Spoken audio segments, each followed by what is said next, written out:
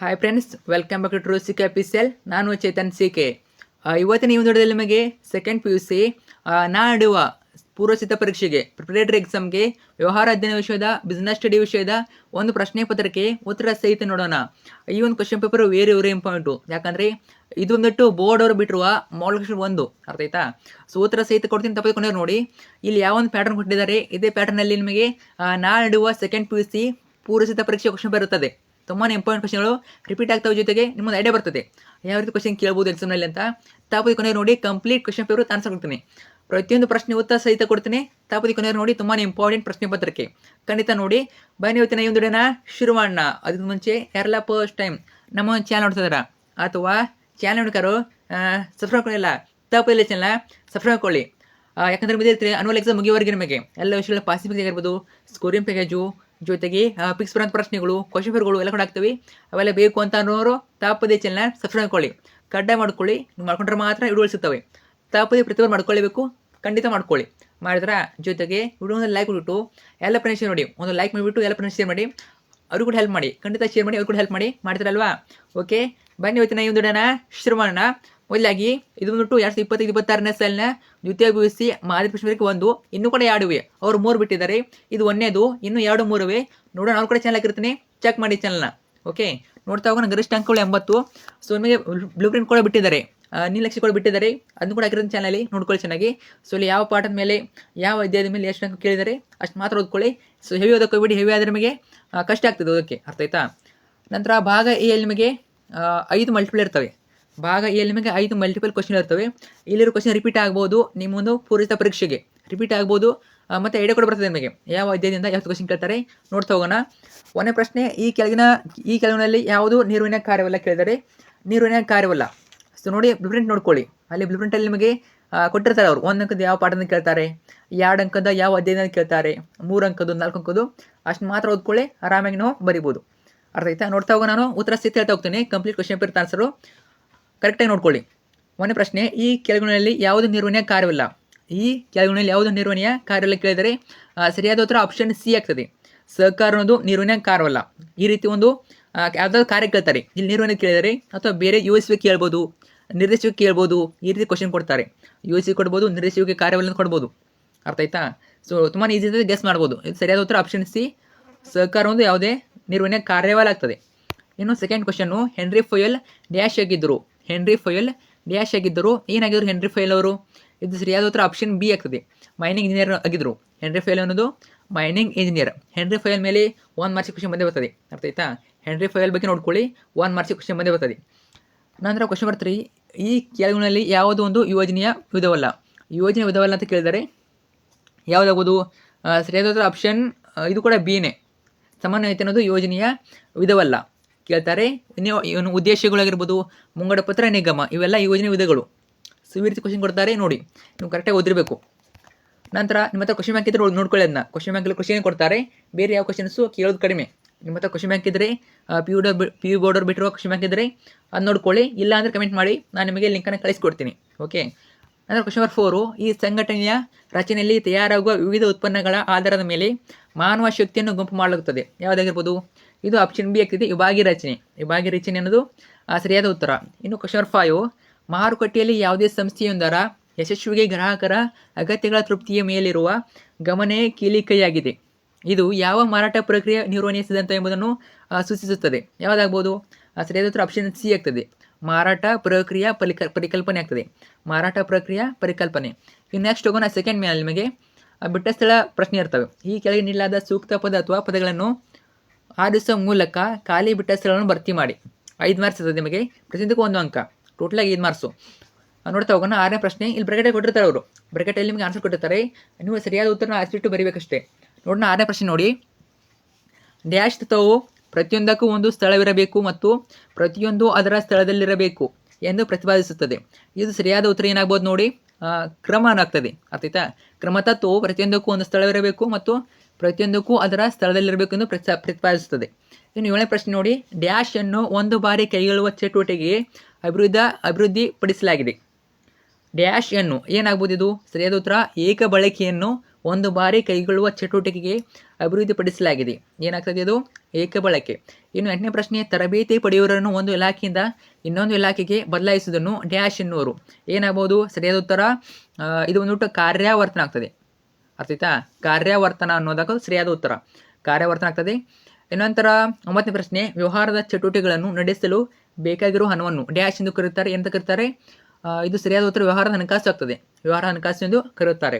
ಇನ್ನು 10ನೇದು, ನಮೂದಿತ ಬೆಲೆಗಿಂತ ಕಡಿಮೆ ಬೆಲೆಗೆ ಉತ್ಪನ್ನಗಳನ್ನು ನೀಡುವುದು ಏನಾಗ್ತದೆ? ಇದು ನಮೂದಿತ ಬೆಲೆಗಿಂತ ಕಡಿಮೆ ಬೆಲೆಗೆ ಉತ್ಪನ್ನ ನೀಡುವುದು ಏನಾಗ್ತದೆ? ಏನಂತ ಕರೀತಾರೆ? ಇದನ್ನು ಸೋಡಿ ನೀಡುವುದು ಅಂತ ಕರೀತಾರೆ. ಸೋಡಿ ನೀಡುವುದು ಸರಿಯಾದ ಉತ್ತರ. ನಂತರ 3rd ಮೇಲೆ ನಿಮಗೆ ಹೊಂದಿಸಿ ಬರೆಯಿರಿ ಕ್ವಶನ್ ಇರ್ತವೆ. 5 ಮಾರ್ಕ್ಸು, ಪ್ರತಿಯೊಂದಕ್ಕೂ 1 ಅಂಕ. ಎ ಇಂದ ಬಿ ನು ಮ್ಯಾಚ್ ಮಾಡಿಬಿಟ್ಟು ಬರೀಬೇಕು. ನೋಡೋಣ 11ನೇ ಪ್ರಶ್ನೆ ನೋಡಿ. ಇಲ್ಲಿ ABCD ಅಂತ 5 ಆಪ್ಷನ್ ಕೊಡ್ತಾರೆ. ಬಿ ಯಲ್ಲಿ ನಿಮಗೆ ರೋಮನ್ ಅಂಕಿ 6ರವರೆಗೆ 6 ಆಪ್ಷನ್ ಕೊಡ್ತಾರೆ. ನೋಡೋಣ. 1ನೇದು ಎ, ಬಡ್ಡಿ ದರಗಳು ಏನಾಗ್ಬೋದು? ಬಡ್ಡಿ ದರಗಳು ಇದು ಸರಿಯಾದ ಉತ್ತರ 3ನೇದು ಆಗ್ತದೆ ನೋಡಿ, ಆರ್ಥಿಕ ಪರಿಸರ. ಬಡ್ಡಿ ದರಗಳು ಅನ್ನೋದು ಆರ್ಥಿಕ ಪರಿಸರ ಆಗ್ತದೆ. ಇನ್ನು 2ನೇದು ಬಿ ನೋಡಿ, ಉತ್ತರದಾಯಿತ್ವ ಅನ್ನೋದು ಏನಾಗ್ತದೆ? ಉತ್ತರದಾಯಿತ್ವ ಅನ್ನೋದು 4th ಒನ್. 4ನೇದು ಅಂತಿಮ ಫಲಿತಾಂಶಕ್ಕೆ ಉತ್ತರ ಹೇಳುವುದಾಗ್ತದೆ. ಇನ್ನು ಸಿ, ನೇಮಕಾತಿ ಅಂತ ಬಂದಾಗ ನೇಮಕಾತಿ 1ನೇದಾಗ್ತದೆ ನೋಡಿ, ಸಿಬ್ಬಂದಿ ನಿರ್ವಹಣೆ ಭಾಗ. ಇದೊಂದು ನೇಮಕಾತಿ ಅನ್ನೋದು ಸಿಬ್ಬಂದಿ ನಿರ್ವಹಣೆ ಭಾಗ. ಇನ್ನು ಡಿ, ಯೋಜಿಸುವಿಕೆ ಮತ್ತು ನಿಯಂತ್ರಿಸುವಿಕೆ ಅನ್ನೋದು ಏನಾಗ್ತದೆ? ಇದು 5ನೇದು ನೋಡಿ, ನಿರ್ವಹಣೆಯ ಅವಳಿ ಕಾರ್ಯ ಆಗ್ತದೆ. ನಿರ್ವಹಣೆಯ ಅವಳಿ ಕಾರ್ಯ. ನಂತರ ಈ ಸ್ಥಳ ಅನ್ನೋದು ಏನಾಗ್ತದೆ? ಸ್ಥಳ ಅನ್ನೋದು ಏನಾಗ್ಬೋದು? ಇದು 2nd ಆಗ್ತದೆ, ಮಾರಾಟ ಪ್ರಕ್ರಿಯೆ ಮಿಶ್ರಣ. ಇದು ಸ್ಥಳ ಅನ್ನೋದು ಮಾರಾಟ ಪ್ರಕ್ರಿಯೆ ಮಿಶ್ರಣ ಆಗ್ತದೆ. ಇದು ಇಷ್ಟು ಸರಿಯಾದ ಉತ್ತರ. ನಂತರ ಹೋಗೋಣ 4th ಮೇನ್ ಬರ್ತದೆ. 4th ಮೇನ್ ನಿಮಗೆ ಈ ಕೆಳಗಿನ ಪ್ರಶ್ನೆಗಳಿಗೆ ಒಂದು ಪದ ಅಥವಾ ಒಂದು ವಾಕ್ಯದಲ್ಲಿ ಉತ್ತರಿಸಿ. ಇವು ಒಂದಿಟ್ಟು 1 ಅಂಕದ ಪ್ರಶ್ನೆಗಳು 5 ಇರ್ತವೆ. ಟೋಟಲಾಗಿ 5 ಅಂಕ. ಪ್ರತಿಯೊಂದಕ್ಕೂ 1 ಅಂಕ. ಇಲ್ಲಿ ನಿಮಗೆ ನಿಮಗೆ 1ನೇ ಮೇನು, 2ನೇ ಮೇನು, 3ನೇ ಮೇನು, 4ನೇ ಮೇನವರೆಗೆ ಯಾವುದೇ ಚಾಯ್ಸ್ ಇರೋದಿಲ್ಲ. ಭಾಗ ಬಿ ಬಂದಮೇಲೆ ನಿಮಗೆ ಚಾಯ್ಸ್ ಇರ್ತವೆ. ಅರ್ಥೈತಿ? ಯಾವುದಾದ್ರು 6 ಪ್ರಶ್ನೆ ಅಂತ ಕೊಡ್ತಾರೆ. ಸೊ ನಿಮಗೆ 1 ಅಂಕದ ಎಲ್ಲ ಕೂಡ ಚಾಯ್ಸ್ ಇರೋದಿಲ್ಲ. ನಿಮಗೆ ಚಾಯ್ಸ್ ಸ್ಟಾರ್ಟ್ ಆಗೋದು ಯಾವಾಗ? 2 ಅಂಕದಿಂದ 10 ಕ್ವಶನ್ ಇರ್ತವೆ. ನೋಡೋಣ 12ನೇ ಪ್ರಶ್ನೆ. 12ನೇದು, ಉನ್ನತ ಹಂತದ ನಿರ್ವಹಣೆ ಒಂದು ಉದಾಹರಣೆ ಕೊಡಿ. ಉನ್ನತ ಹಂತದ ನಿರ್ವಹಣೆಗೆ ಒಂದು ಉದಾಹರಣೆ ಕೊಡಿ. ಏನು ಉದಾಹರಣೆ ಆಗ್ಬೋದು? ಸೊ ಮೊದಲು ಕ್ವಶನ್ ನೋಡೋಣ, ಆಮೇಲೆ ನಿಮಗೆ ಆನ್ಸರ್ ಕೊಡ್ತೀನಿ. ಅರ್ಥ ಆಯ್ತಾ? ಇನ್ನು 13ನೇದು, ವರ್ಗಾವಣೆ ಎಂದರೇನು? ವರ್ಗಾವಣೆ ಎಂದರೆ ಎಲ್ಲ ಕೂಡ ಇಂಪಾರ್ಟೆಂಟ್ ಕ್ವಶನ್ಗಳು ನೋಡ್ಕೊಳ್ಳಿ, ಅಬ್ಸರ್ವ್ ಮಾಡಿ. ಅವ್ರು 1 ಮಾರ್ಕ್ಸಿಗೆ ಯಾವ ರೀತಿ ಕ್ವಶನ್ ಕೇಳಿದ್ದಾರೆ, 2 ಮಾರ್ಕ್ಸ್ ಯಾವ ರೀತಿ ಕೇಳಿದ್ದಾರೆ, ಅದೇ ರೀತಿ ನೀವು ಅಧ್ಯಾಯವಾರು ಓದ್ಕೊಳ್ಳಿ. ಇನ್ನು 14ನೇದು, ಅಬ್ರಹಾಂ ಮಾಸ್ಲರ್ ಅವರು ಅಭಿವೃದ್ಧಿಪಡಿಸಿದ ಸಿದ್ಧಾಂತವನ್ನು ಹೆಸರಿಸಿ. ಅಬ್ರಹಾಂ ಮಾಸ್ಲರ್ ಅವರು ಅಭಿವೃದ್ಧಿಪಡಿಸಿದ ಸಿದ್ಧಾಂತ ಕೇಳಿದ್ದಾರೆ. ಇನ್ನು 14, ಸನ್ರೈಸ್ನ ಲಿಮಿಟೆಡ್ ಹಳೆಯ ಯಂತ್ರವನ್ನು ಹೆಚ್ಚಿನ ಉತ್ಪಾದನಾ ಸಾಮರ್ಥ್ಯ ಹೊಂದಿರುವ ಆಧುನಿಕ ಯಂತ್ರದಿಂದ ಬದಲಾಯಿಸಲು ತೀರ್ಮಾನಿಸಿದೆ. ಸನ್ರೈಸ್ ಲಿಮಿಟೆಡ್ ಯಾವ ವಿಧದ ತೀರ್ಮಾನವನ್ನು ತೆಗೆದುಕೊಂಡಿದ್ದು ತಿಳಿಸಿ. ನಾವು 16ನೇ ಪ್ರಶ್ನೆ, ಗ್ರಾಹಕ ಎಂದರೆ ಯಾರು? Very important question. ಕನ್ಸ್ಯೂಮರ್ ಯಾರು ಅಂತ ಕೇಳಿದರೆ, ಗ್ರಾಹಕ ಅಂದರೆ ಯಾರು? ನೋಡೋಣ 12ರಿಂದ 16 ಉತ್ತರ ನೋಡೋಣ. 12ರಿಂದ 16 ಓಕೆ, ಉತ್ತರ ಸಹಿತ ನಮಗೆ ಹೇಳ್ಬಿಡ್ತೀನಿ. ಓಕೆ ನೋಡಿ, 12ನೇದು 1ನೇದು ಮುಖ್ಯ ಕಾರ್ಯನಿರ್ವಹಣಾಧಿಕಾರಿ, 2ನೇದು ವ್ಯವಸ್ಥಾಪಕ ನಿರ್ದೇಶನ. ಇನ್ನು 13, ಒಂದು ವಿಭಾಗದಿಂದ ಇನ್ನೊಂದು ವಿಭಾಗಕ್ಕೆ ಸ್ಥಳಾಂತರಿಸುವುದು, ಆದರೆ ವೇತನ ಮತ್ತು ಹುದ್ದೆಯ ಹಂತದಲ್ಲಿ ಯಾವುದೇ ಬದಲಾವಣೆ ಇಲ್ಲದಿರುವುದು. ಇನ್ನು 14ನೇ ಉತ್ತರ ಬಂದುಬಿಟ್ಟು ಮಾನವನ ಅಗತ್ಯತಾ ವರ್ಗಶ್ರೇಣಿ ಸಿದ್ಧಾಂತ ಆಗ್ತದೆ. ಇನ್ನು 15ನೇದು ದೀರ್ಘಾವಧಿಯ ಹೂಡಿಕೆ ನಿರ್ಧಾರ. 16ನೇದು ಗ್ರಾಹಕ ಎಂದರೆ ವಸ್ತು ಅಥವಾ ಸೇವೆಯನ್ನು ಖರೀದಿಸಿ ಬಳಸುವ ವ್ಯಕ್ತಿ ಅಥವಾ ಸಂಸ್ಥೆ. ಅವರು ಉತ್ಪನ್ನ ಅಥವಾ ಸೇವೆಯ ಅಂತಿಮ ಉಪಯೋಗದಾರರಾಗುತ್ತಾರೆ. ಎಷ್ಟು ಬರೆದ್ರೆ ನಿಮಗೆ 1 ಅಂಕ ಇರ್ತದೆ. ಅಥವಾ ಬೇರೆ ವಾಕ್ಯನ ಬರೆದು ಕೂಡ ಮಾರ್ಕ್ಸ್ ಕೊಡ್ತಾರೆ. ಅದೇ ಸರಿಯಾದ ಉತ್ತರ ಇರಬೇಕು. ಆಯ್ತಾ? ಇನ್ನು ನಂತರ ಹೋಗೋಣ ಭಾಗ ಬಿಗೆ ಹೋಗೋಣ ನಾವು. ಭಾಗ ಬಿಯಲ್ಲಿ ನಿಮಗೆ ಈ ಕೆಳಗಿನ ಯಾವುದಾದ್ರು 6 ಪ್ರಶ್ನೆಗಳಿಗೆ ಅವಶ್ಯವಿದ್ದರೆ 2 ಅಥವಾ 3 ವಾಕ್ಯಗಳೇ ಉತ್ತರಿಸಿ. ಅವಶ್ಯವಿದ್ದರೆ ನೀನು ಅದನ್ನು ಕಡಿಮೆ ಕೂಡ ಬರಿಬೋದು ನೀವು, 2 ಅಥವಾ 3 ವಾಕ್ಯಗಳಲ್ಲಿ. ಪ್ರತಿ ಪ್ರಶ್ನೆಗೆ 2 ಅಂಕಗಳು. 2 ಅಂಕ ಪ್ರಶ್ನೆ 6 ಬರಬೇಕು. ಟೋಟಲಾಗಿ 12 ಅಂಕ. ಪ್ರತಿಯೊಂದಕ್ಕೂ 2 ಅಂಕ. ಎಷ್ಟು ಬರಬೇಕು? 6 ಪ್ರಶ್ನೆನ ಬರೀಬೇಕು. 2 ಮಾರ್ಕ್ಸಿನ ಕ್ವಶನ್ಸು. ಅರ್ಥ ಆಯ್ತಾ? ನೋಡೋಣ 17ನೇದು, ನಿರ್ವಹಣೆಯನ್ನು ವ್ಯಾಖ್ಯಾನಿಸಿ. Very important. ಸೊ ನಿರ್ವಹಣೆ ಎಂದರೇನು ಕೇಳ್ಬೋದು, ಅಥವಾ ನಿರ್ವಹಣೆ ವ್ಯಾಖ್ಯಾನಿಸಿ. ಈ 2 ಕ್ವಶನ್ ಬಂದೇ ಬರ್ತದೆ. ನಿರ್ವಹಣೆ ವ್ಯಾಖ್ಯಾನಿಸಿ ಅಥವಾ ನಿರ್ವಹಣೆ ಎಂದರೇನು, ಈ 2 ಕ್ವಶನ್ ಬಂದೇ ಬರ್ತದೆ. ಚೆನ್ನಾಗಿ ನೋಡ್ಕೊಳ್ಳಿ. ಸೊ ಇದು ಅದೇ ರೀತಿ ಸೇಮು ಆನ್ಸರ್ ನೋಡೋಣ. ನಿರ್ವಹಣೆ ಎಂದರೆ ವ್ಯಾಖ್ಯಾನಿಸಿ. ಸೊ ನೋಡೋಣ ಆನ್ಸರ್ ನೋಡೋಣ. 17ನೇದು ನಿರ್ವಹಣೆಯನ್ನು ವ್ಯಾಖ್ಯಾನಿಸಿ. ನೋಡಿ ಭಾಗ ಬಿಯಲ್ಲಿ 17 ಉತ್ತರ ನೋಡಿ. ಕೃತ್ನರ್ ಅವರ ಪ್ರಕಾರ ನಿರ್ವಹಣೆಯು ಬದಲಾಗುತ್ತಿರುವ ಪರಿಸರದಲ್ಲಿ ಸೀಮಿತ ಸಂಪನ್ಮೂಲಗಳನ್ನು ದಕ್ಷತೆಯಿಂದ ಬಳಸಿ ಪರಿಣಾಮಕಾರಿಯಾಗಿ ಸಂಘಟನೆ ಉದ್ದೇಶಗಳನ್ನು ಸಾಧಿಸಲು ಇತರರ ಜೊತೆಯಲ್ಲಿ ಮತ್ತು ಮೂಲಕ ಕಾರ್ಯನಿರ್ವಹಿಸುವ ಪ್ರಕ್ರಿಯೆಯಾಗಿದೆ. ಇದು ಉತ್ತರ. ಇದ್ಯಾರ ಪ್ರಕಾರ? ಕೃತ್ನರ್ ಅವರ ಪ್ರಕಾರ. ಸೊ ವ್ಯಾಖ್ಯಾನಿಸಿ ಅಂತ ಬಂದಾಗ ಅದನ್ನ ಯಾರು ವಾಕ್ಯವನ್ನು ಹೇಳಿದರೆ ಅವ್ರ ಹೆಸರು ಬರಲೇಬೇಕು. ಅರ್ಥ ಆಯ್ತಾ? ವ್ಯಾಖ್ಯಾನಿಸಿ ಬಂದಾಗ ಆ ಒಂದು ವಾಕ್ಯವನ್ನು ಯಾರು ಹೇಳಿದರೆ ಅವ್ರ ಹೆಸರು ಬರಲೇಬೇಕು. ಅದಕ್ಕೆ 1 ಅಂಕ ಇರ್ತದೆ. ಅರ್ಥ ಆಯ್ತಾ? ಸ್ವಾರ್ಥ ಕೇಳಿದರೆ ಅರ್ಥ ಬರೀಬೋದು. ಆದರೆ ಯಾವಾಗ ವ್ಯಾಖ್ಯಾನಿಸಿದ ಕೊಡ್ತಾರೆ, ಡಿಫೈನ್ ಅಂತ ಅರ್ಥ ಆಯ್ತಾ. ಈಗೆಲ್ಲ ಅಕೌಂಟೆನ್ಸಿ ನೋಡಿರ್ತಾರೆ ಡಿಫೈನ್ ಅಕೌಂಟಿಂಗ್ ಅಂತ. ಸೊ ಯಾವ ರೀತಿ ಹೆಸರು ತಗೋತೀರಾ ಅದೇ ರೀತಿ ವ್ಯಾಖ್ಯಾನಿಸ್ತಾ ಬಂದಾಗ ನೀವು ಏನು ಮಾಡಬೇಕು, ಅದನ್ನ ವ್ಯಾಖ್ಯಾನ ಬರೆದವ್ರು ಯಾರು ಅಥವಾ ವ್ಯಾಖ್ಯಾನ ಹೇಳಿದಾರೆ ಯಾರು ಅವ್ರ ಹೆಸರನ್ನ ಬರೀಬೇಕು. ಇದನ್ನ ಹೇಳಿದಾರೆ ಯಾರು, ಕೃತ್ನರ್ ಅವರು ಹೇಳಿದ್ದಾರೆ. ನಂತರ 18ನೇ ಪ್ರಶ್ನೆ ನೋಡೋಣ. ಒಂದು ಕಾರ್ಖಾನೆಯಲ್ಲಿ ಒಬ್ಬ ಕಾರ್ಮಿಕನು ಆಯಾಸದಿಂದ ದೀರ್ಘ ರಜೆ ಪಡೆದಿರುತ್ತಾರೆ ಮತ್ತು ಕಡಿಮೆ ಉತ್ಪಾದನೆ ಹೊಂದಿರುತ್ತಾನೆ. ಈ ಸಮಸ್ಯೆ ನಿವಾರಿಸಲು ಯಾವ ವೈಜ್ಞಾನಿಕ ತಂತ್ರ ಸಹಾಯವಾಗುತ್ತದೆ ಎಂಬುದನ್ನು ತಿಳಿಸಿ ಒಂದು ವಾಕ್ಯದಲ್ಲಿ ಸಂಕ್ಷಿಪ್ತವಾಗಿ ವಿವರಿಸಿ ಕೇಳಿದರೆ 18ನೇ ಪ್ರಶ್ನೆ ಇಂಪಾರ್ಟೆಂಟ್ ಕ್ವಶನ್ನು. 18ನೇ ಉತ್ತರ ನೋಡೋಣ. ಸೊ ಕೆಲಸ ಮಾಡುವ ವಿಶ್ರಾಂತಿ ಪಡೆಯದಿದ್ದರೆ ಒಬ್ಬ ವ್ಯಕ್ತಿಯು ದೈಹಿಕವಾಗಿ ಮತ್ತು ಮಾನಸಿಕವಾಗಿ ದಣಿದಿರುವುದು ಖಚಿತ. ಈ ಮಧ್ಯಂತರಗಳು ವಿಶ್ರಾಂತಿ ಮರಳಿ ಪಡೆಯಲು ಮತ್ತು ಅದೇ ಸಾಮರ್ಥ್ಯದೊಂದಿಗೆ ಮತ್ತೆ ಕೆಲಸ ಮಾಡಲು ಸಹಾಯ ಮಾಡುತ್ತದೆ. ಇದು ಉತ್ಪಾದಕತೆಯನ್ನು ಹೆಚ್ಚಿಸಲು ಕಾರಣವಾಗುತ್ತದೆ. ಆಯಾಸ ಅಧ್ಯಯನವು ಕೆಲಸವನ್ನು ಪೂರ್ಣಗೊಳಿಸುವಾಗ ವಿಶ್ರಾಂತಿ ಮಧ್ಯಂತರಗಳ ಪ್ರಮಾಣ ಮತ್ತು ಆವರ್ತನಗಳನ್ನು ನಿರ್ಧರಿಸಲು ಪ್ರಯತ್ನಿಸುತ್ತದೆ. ಎಷ್ಟು ನೋಡ್ಕೊಳ್ಳಿ. ನಂತರ 19ನೇ ಪ್ರಶ್ನೆ. ಸೊ ಇಲ್ಲಿಂದ ನಾನು ನಿಮಗೆ ಡೈರೆಕ್ಟಾಗಿ ಮೇನ್ ಕ್ವಶನ್ ಹೇಳ್ತೀನಿ, ಆಮೇಲೆ ಆನ್ಸರ್ ನೋಡಿಬಿಡೋಣ. ಅರ್ಥ ಆಯ್ತಾ. ಒಂದು ರಫುಕಲ್ಲಿ ಕ್ವಶನ್ ಬರ್ಕೊಳ್ಳಿ, ಡೈರೆಕ್ಟಾಗಿ ಆನ್ಸರ್ ಹೇಳ್ತೀನಿ, ನೀವು ಆನ್ಸರ್ ನೋಡ್ತಾ ಹೋಗಿ. ಅರ್ಥ ಆಯ್ತಾ. ರಫುಕಲ್ಲಿ ಕ್ವಶನ್ ಬರ್ಕೊಳ್ಳಿ, ನಾನು ಮುಂದೆ ಆನ್ಸರ್ ಹೇಳ್ತೀನಿ ಡೈರೆಕ್ಟು. ರಫುಕಲ್ಲಿ ಇವೆಲ್ಲ ಕ್ವಶನ್ ಬರ್ಕೊಳ್ಳಿ. 19 ನೋಡಿ, ಯೋಚಿಸುವಿಕೆ ಪ್ರಕ್ರಿಯೆಯಲ್ಲಿ ಮೊದಲ 2 ಹಂತಗಳನ್ನು ತಿಳಿಸಿ. ಕೇಳ್ಬೋದು ಇಂಪಾರ್ಟೆಂಟು. ಸೊ ಹಂತಗಳು ನೋಡ್ಕೊಳ್ಳಿ, ಆ ಕ್ವಶನ್ ಅಬ್ಸರ್ವ್ ಮಾಡಿ. ಹಂತಗಳು ಕೇಳಿದರೆ, ವ್ಯತ್ಯಾಸ ಕೇಳಿದ್ದಾರೆ, ಮೂಲಗಳು ಕೇಳಿದರೆ, ಪ್ರಾಮುಖ್ಯತೆ ಕೇಳಿದರೆ, ಅರ್ಥ ಕೇಳಿದರೆ, ಉದಾಹರಣೆಗಳು ಕೇಳಿದರೆ. ಸೊ ಈ ರೀತಿ ಕ್ವಶನ್ ಓದ್ಕೊಳ್ಳಿ. ಆಲ್ಮೋಸ್ಟು ಫಿಕ್ಸು ಈ ರೀತಿ ಕ್ವಶನ್ ಬರ್ತವೆ.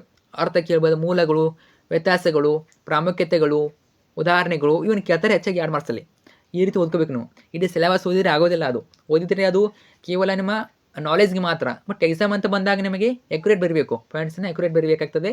ಸೊ ಈ ರೀತಿ ಓದ್ಕೊಂಡ್ರೆ ನೀವು ಹೆಚ್ಚು ಅಂಕಗಳನ್ನ ಗಳಿಸ್ಬೋದು. ಅರ್ಥ ಆಯ್ತಾ.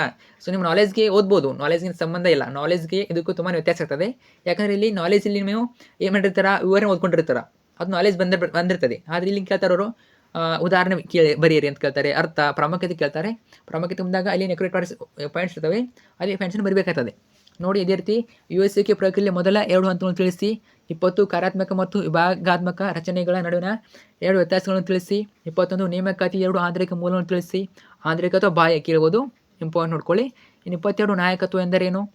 23 ನಿಯಂತ್ರಿಸುವಿಕೆ ಯಾವುದಾದ್ರೂ 2 ಪ್ರಾಮುಖ್ಯತೆಯನ್ನು ತಿಳಿಸಿ. ಪ್ರಾಮುಖ್ಯತೆ ಕೇಳ್ತಾರೆ, ಇಂಪಾರ್ಟೆಂಟು. 24 ಇಕ್ವಿಟಿ ಮೇಲಿನ ವ್ಯಾಪಾರದ ಅರ್ಥವನ್ನು ಬರೆಯಿರಿ. 25 ಕೈಗಾರಿಕಾ ಉತ್ಪನ್ನ ಎಂದರೇನು, ಉದಾಹರಣೆ ಕೊಡಿ. ಸೊ ನಿಮಗೆ ಒಂದು ಎಂದರೇನು ಕ್ವಶನ್ ಕೇಳ್ತಾರೆ, ಜೊತೆಗೆ ಉದಾಹರಣೆ ಕೇಳ್ತಾರೆ. ನೋಡಿ ಎಷ್ಟು ಬರಬೇಕು ನೀವು. ಟೋಟಲಾಗಿ ಎಷ್ಟು ಕೇಳಿದರೆ ಯಾವುದಾದ್ರು 6 ಪ್ರಶ್ನೆ ಕೇಳಿದರೆ 1 2 3 4 5 6 7 8 9 10 ಪ್ರಶ್ನೆಯಲ್ಲಿ ನೀವು 6 ಪ್ರಶ್ನೆನ ಬರೀಬೇಕು. ಓಕೆ, ಇನ್ನೂ 4 ಚಾರ್ಜ್ ಇರ್ತವೆ, ಬರಿಬೋದು. ಅರ್ಥ ಆಯ್ತಾ. ಸೊ ನೋಡ್ಕೊಳ್ಳಿ, ಇದೇ ರೀತಿ ಕ್ವಶನ್ ಇವೆ. ಸೊ ನಾವು 17ರಿಂದ 26ರವರೆಗೆ ಉತ್ತರ ನೋಡೋಣ. 17ನೇ ಪ್ರಶ್ನೆಯಿಂದ 26ನೇ ಪ್ರಶ್ನೆವರೆಗೆ ಉತ್ತರ ನೋಡೋಣ. 17ರಿಂದ 26. ಸೊ 17 ಉತ್ತರ ನೋಡ್ಕೊಳ್ಳಿ. 17 18 ಹೇಳಿದ್ದೀನಿ. ಸೊ ನಂತರ 19 20 ಎಲ್ಲ ಕೂಡ ಆನ್ಸರ್ ಇವೆ ನೋಡ್ಕೊಳ್ಳಿ.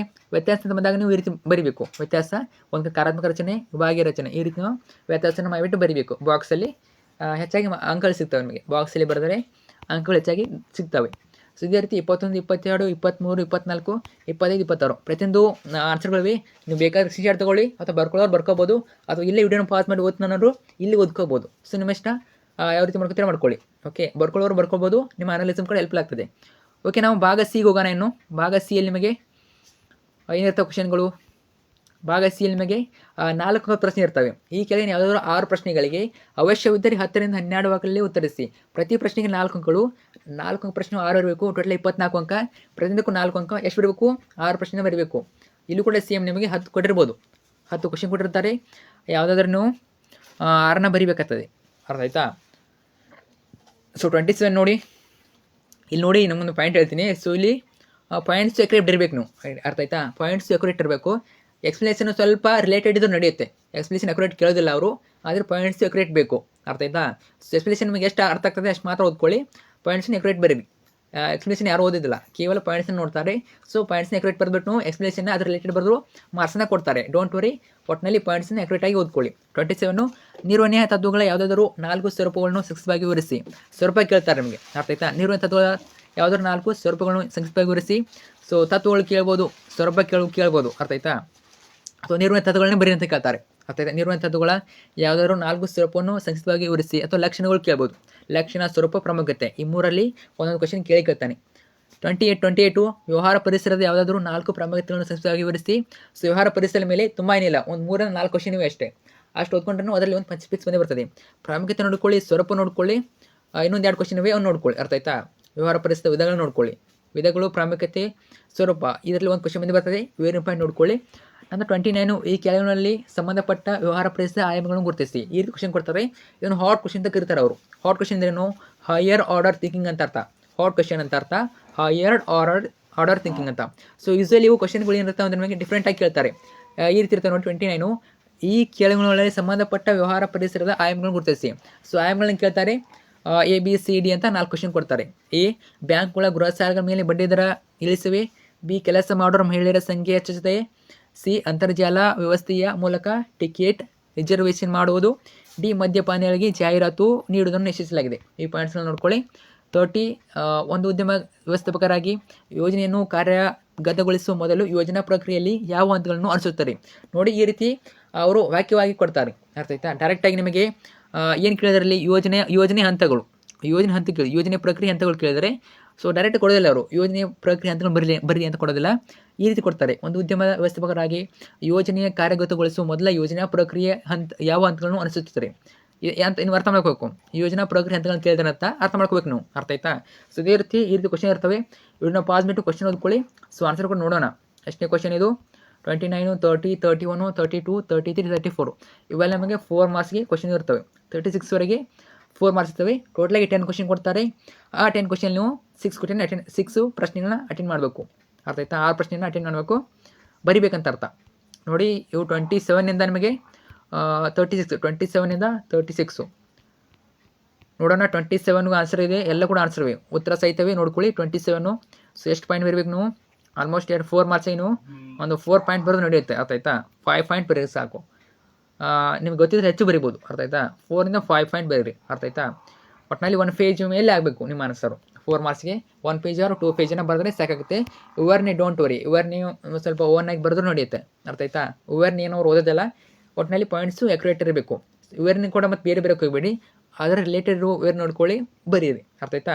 ಸೊ ವಿವರಣೆ ಅವಶ್ಯಕತೆ ಇಲ್ಲ, ಒಂದ್ಸಲ ಓದ್ಕೊಂಡ್ರೆ ವಿವರಣೆ ಗೊತ್ತಾಗ್ಬಿಡ್ತದೆ. ಅರ್ಥ ಆಯ್ತಾ? ಆಲ್ಮೋಸ್ಟ್ ನೀವೆಲ್ಲ ಕಾಲೇಜಲ್ಲಿ ಕ್ಲಾಸ್ ಅಟೆಂಡ್ ಮಾಡಿರ್ತೀರ, ಕ್ಲಾಸಲ್ಲಿ ಕೇಳಿರ್ತೀರ ಅಂದಮೇಲೆ ಸೊ ಬರಿಬೋದು ನಿಮ್ಮ ಓನ್ ವರ್ಡ್ಸಲ್ಲಿ. ಓಕೆ, 28 ಸೊ ಇದಕ್ಕೆ ಆನ್ಸರ್ಸ್ ಇವೆ. ಸೊ ಇದೇ ರೀತಿ 4 ಮಾರ್ಕ್ಸ್ಗೆ ಎಲ್ಲ ಕ್ವಶನ್ಸ್ ಆನ್ಸರ್ ಇವೆ. ನೋಡಿ, ನಾವು ಪಾಸ್ ಮಾಡಿಬಿಟ್ಟು ಪಾಯಿಂಟ್ಸ್ನ ಓದ್ಕೊಳ್ಳಿ, ಜೊತೆಗೆ ವಿವರಣೆ ಕೂಡ ಓದ್ಕೊಳ್ಳಿ. ನೋಡಿ, 29 ಆರ್ಥಿಕ ಪರಿಸರ, ಸಾಮಾಜಿಕ ಪರಿಸರ, ತಾಂತ್ರಿಕ ಪರಿಸರ, ಕಾನೂನು ಪರಿಸರ 4 ಪಾಯಿಂಟು ನೀವು ಪೂರೈಸಿದ ಪರೀಕ್ಷೆಗೆ ಬರ್ಬೋದು. ನೋಡ್ಕೊಳ್ಳಿ. ಸೊ ಇದೇ ರೀತಿ ಎಲ್ಲ ಕ್ವಶನ್ಸು ಇವೆ. ವಿಡಿಯೋನ ಪಾಸ್ ಬಿಟ್ಟು ಎಲ್ಲ ಆನ್ಸರ್ಗಳನ್ನ ನೋಡ್ಕೋಬೋದು. ಓಕೆ, ನಾನು ಸ್ಕ್ರಾಲ್ ಮಾಡ್ತಾ ಇರ್ತೀನಿ, ನೋಡ್ಕೊಳ್ಳಿ ಚೆನ್ನಾಗಿ. ಸೊ 31 ಕೂಡ ಆನ್ಸರ್ ಇದೆ. ಪ್ರತಿಯೊಂದು ಪ್ರಶ್ನೆಗೆ ಉತ್ತರಗಳಿವೆ. ಸೊ 33 ಕೂಡ ಆನ್ಸರ್ ಇದೆ. 34 ಪ್ರತಿಯೊಂದು ಪಾಯಿಂಟ್ಸ್ ವೈಸ್ ಇವೆ. ಸೊ ಪಾಯಿಂಟ್ಸ್ ವೈಸ್ ಓದ್ಕೊಳ್ಳಿ ನೀವು. ಓಕೆ, 35, 36. ಸೊ ನೆಕ್ಸ್ಟ್ ಹೋಗೋಣ ನಾವು. ಎಷ್ಟು ಭಾಗ ಡಿ ಬರ್ತದೆ. ಭಾಗ ಡಿಯಲ್ಲಿ ನಿಮಗೆ ಏನಿರ್ತವೆ ಅಂದರೆ 6 ಮಾರ್ಕ್ಸ್ ಕ್ವಶನ್ ಇರ್ತವೆ. ಓಕೆ, ನೋಡೋಣ. 6 ಮಾರ್ಕ್ಸ್ ಅಲ್ಲ, ಭಾಗ ಡಿ. ಭಾಗದಲ್ಲಿ ನಿಮಗೆ 8 ಮಾರ್ಕ್ಸ್ ಇರ್ತವೆ. 6 ಮಾರ್ಕ್ಸ್ ಯಾವುದೇ ಇರೋದಿಲ್ಲ ನಿಮಗೆ. ಅಥವಾ ಎಕನಾಮಿಕ್ ರೀತಿ ಬಿಸ್ನೆಸ್ಸಲ್ಲಿ ನಿಮಗೆ 6 ಮಾರ್ಕ್ಸ್ ಇರೋದಿಲ್ಲ. ಡೈರೆಕ್ಟಾಗಿ 4 ಮಾರ್ಕ್ಸ್ ಆದಮೇಲೆ 8 ಮಾರ್ಕ್ಸಿಗೆ ಬರ್ತೀವಿ ನಾವು. ಈ ಕೆಳಗಿನ ಯಾವುದಾದ್ರೂ 3 ಪ್ರಶ್ನೆಗಳಿಗೆ 20ರಿಂದ 25 ವಾಕ್ಯಗಳು ಉತ್ತರಿಸಿ. ಪ್ರತಿ ಪ್ರಶ್ನೆಗೆ 8 ಅಂಕಗಳು. 8 3ರಲ್ಲಿ 24. ಎಷ್ಟು ಬರಬೇಕು? 3 ಪ್ರಶ್ನೆ ಬರಬೇಕು. ಪ್ರತಿಯೊಂದಕ್ಕೂ 8 ಅಂಕ. Total 24 marks. 3 ಪ್ರಶ್ನೆ ಬರಬೇಕು. 37 ನಿರ್ವಹಣೆಯ ಉದ್ದೇಶಗಳನ್ನು ವಿವರಿಸಿ. ಒಟ್ಟಿನಲ್ಲಿ ನಿರ್ವಹಣೆ ಪಾಠದ ಮೇಲೆ ನಿಮಗೆ ಒಂದು ಕ್ವಶನ್ 8 ಮಾರ್ಕ್ಸಿಗೆ ಬಂದೇ ಬರ್ತದೆ. 8 ಮಾರ್ಕ್ಸಿಗೆ ಬರ್ತದೆ. ವೆರಿ ಇಂಪಾರ್ಟೆಂಟ್ ಕಾನ್ಸೆಪ್ಟು ನೋಡ್ಕೊಳ್ಳಿ. ವೆರಿ ಇಂಪಾರ್ಟೆಂಟು ಕ್ವಶನ್ ಕೂಡ ಹೌದು, ಚಾಪ್ಟರ್ ಕೂಡ ಹೌದು. ಆಯ್ತಾ? ನಿರ್ವಹಣೆ ಉದ್ದೇಶಗಳು ಇಂಪಾರ್ಟೆಂಟು. 38 ಸಂಘಟಿಸುವಿಕೆ ಎಂದರೇನು? ಸಂಘಟಿಸುವ ಪ್ರಾಮುಖ್ಯತೆ ವಿವರಿಸಿ. ಇಂಪಾರ್ಟೆಂಟು. 39 ಸಿಬ್ಬಂದಿ ನಿರ್ವಹಣೆಯ ಪ್ರಕ್ರಿಯೆಯ ಹಂತಗಳನ್ನು ಕೇಳ್ಬೋದು, ಇದು ಕೂಡ ಇಂಪಾರ್ಟೆಂಟು.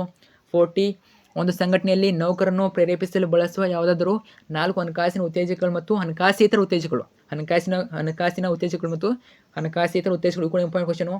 41 ಜಾಹೀರಾತು ಮತ್ತು ವೈಯಕ್ತಿಕ ಮಾರಾಟ ನಡುವೆ ಯಾವುದಾದ್ರು 8 ವ್ಯತ್ಯಾಸ ಕೇಳಿದರೆ ಎಷ್ಟು ನೋಡ್ಕೊಳ್ಳಿ.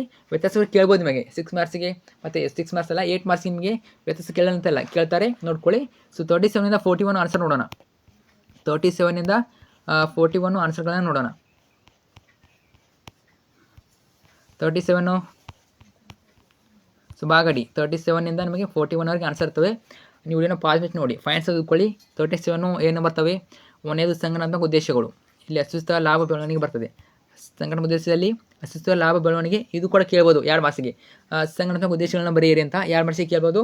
ನೀವು ಅಸ್ತಿತ್ವ ಲಾಭ ಬೆಳವಣಿಗೆ ಬರೀಬೇಕು, 2 ಮಾರ್ಕ್ಸ್ ಇರ್ತದೆ. ಓಕೆ, ನೀವು ಸಾಮಾಜಿಕ ಉದ್ದೇಶಗಳು ನೋಡ್ಕೊಳ್ಳಿ. ಉದ್ಯೋಗವನ್ನು ಒದಗಿಸುವುದು ಇವೆಲ್ಲ ಹಾಕವೆ. ನಂತರ ವೈಯಕ್ತಿಕ ಉದ್ದೇಶಗಳು, ಇವು ಕೂಡ ಇಂಪಾರ್ಟೆಂಟ್ ಪ್ರಶ್ನೆ. ಸೊ ಉಪಸಂಹಾರ ಹಾಕ್ಬೇಕು ನಾವು ಪಿ ಟಿಗೆ ಉಪಸಂಹಾರ ಹಾಕಬೇಕು. 8 ಮಾರ್ಚಿಗೆ ನಿಮಗೆ ಪಿ ಟಿಗೆ ಉಪಸಂಹಾರ ಹಾಕಲೇಬೇಕು. ಯಾಕಂದರೆ ನಮಗೆ ಪಿ ಟಿಗೆ 1 ಅಂಕ, ಉಪಸಂಹಾರಕ್ಕೆ 1 ಅಂಕ ಇರ್ತದೆ. ಅರ್ಥ ಆಯ್ತಾ? ಪಿ ಟಿಗೆ ಉಪಸಂಹಾರ ಹಾಕ್ಬೋದು.